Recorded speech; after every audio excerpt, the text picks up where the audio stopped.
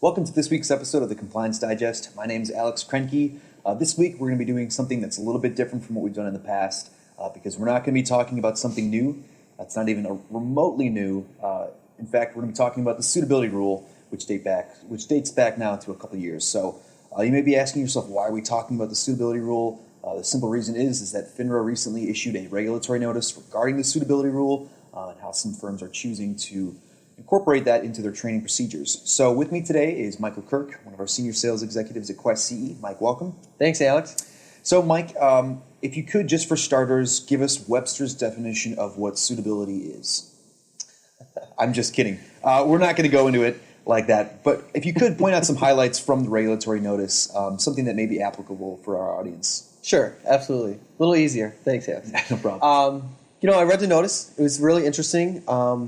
Some key takeaway points are certainly the fact that this doesn't change what FINRA has said in the past regarding suitability. It doesn't change any of their answers or anything like that. But it gives us a telegraph warning as far as what we can expect to see from them as we roll into next year and head into an audit season.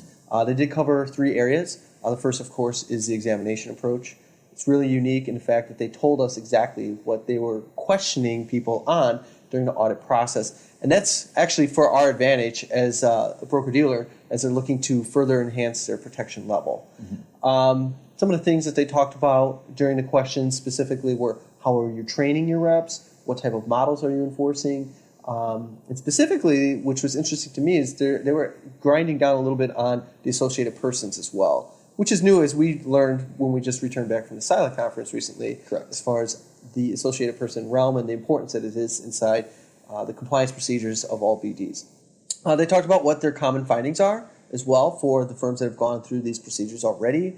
It's interesting, not a lot of firms have already gone through this to year to date. However, the ones that have, generally speaking, everyone seems to be getting through it. The best practices include having procedures in place where you have designed a plan, implemented it, and it's being documented. The biggest area that they're finding is with regards to the hold recommendations. And the third point that FINRA pointed out in this notice was their perspective of observations of efficient practices. They covered 6 areas that they felt were important to have specifics on, and that included the reasonable basis suitability, customer-specific suitability, quantitative suitability, institutional customer exemptions, and the hold strategy recommendations as well. So I was exaggerating earlier when I said there's nothing new here. There is something new here. We do want to point out that the regulatory notice did highlight a lot of good issues that can help you.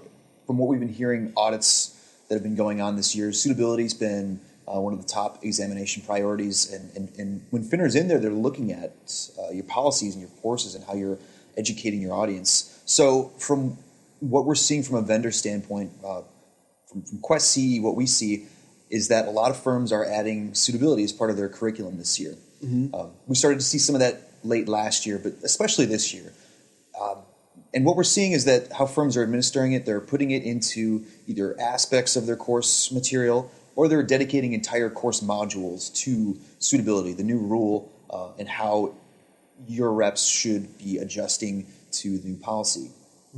I think what you brought up brings up a really good point, though. FINRA isn't looking for Suitability 101 to be on your docket of courses to have your reps go through. Right. I think the exact words that they use is that any program should not be a one-size-fits-all program. So they're actually looking for some sort of effort of customization from your compliance department to deliver suitability in an appropriate fashion. So if you need to drill down outside the general areas to the areas that your firms are dealing with, you're going to have to do that, and you're going to have to document that. Essentially, as a firm, you're on the hook to do that, and that's your responsibility from a compliance department. At the end of running any sort of procedures in the compliance arena, you have to ask yourself, have the measures that we've taken improved and made our compliance environment stronger? And if you can do that, I feel that that's really the ultimate goal. The point I want to close on is best practices for accomplishing this. So if you're a broker-dealer out there and you outsource your firm element training or a component of your content to a vendor, this is really the perfect time of year to get that started, being that it's 2013 is winding down. Vendors like Quest CE are starting to author courses for 2014. And what that generally means is that this is the best time to start leveraging that relationship you have with your sales rep. And Mike, you talk to plenty of broker-dealers out there, and I know you're probably hearing a lot of people talking about customization and different course options. So if you could just elaborate on that. Sure, and it works in greatly with what FINRA is telegraphing to us as far as what they're looking for is that one size does not fit all program. We're here to help. I always like to point people specifically to our course catalog, which can be found on our website at questce.com. Great starting point. You easily can pull up our course catalog and do a quick search function under Suitability, and you'll see that we have a list of a number of options, number of courses that are specific to that. What's nice about our solution, Alex, is that when you see a course, if you feel that it doesn't really necessarily hit everything that's within your business lines on a specific product, maybe you're institutional versus retail or vice versa, simply give us a call. We can add customization to you and modify a module to your liking so that it doesn't have that feel of generalization. We want to help you be more compliant. I think the Notice embraced this philosophy very well in the fact that every compliance team needs to be able to ask themselves a question as far as after going through these training modules, after going through an audit, is the firm providing a more compliant environment than what they were before? If you can answer yes, I think you've done a good job, and we're here to help you out do that. Exactly.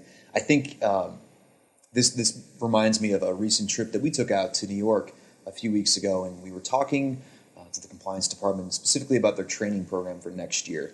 And they were looking through our catalog and vetting our courses, and what they came up with is we have some content that's good. It'll fit their needs, but they'd like to have something a little bit more custom.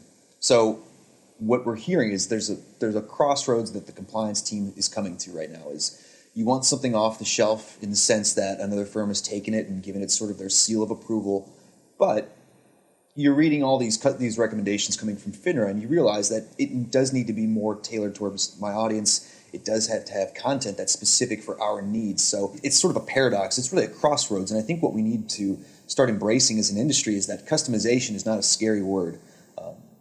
If you see a course that you like, but you feel like it could be tailored more specifically to what you're looking for, that's an option, and it certainly should be explored.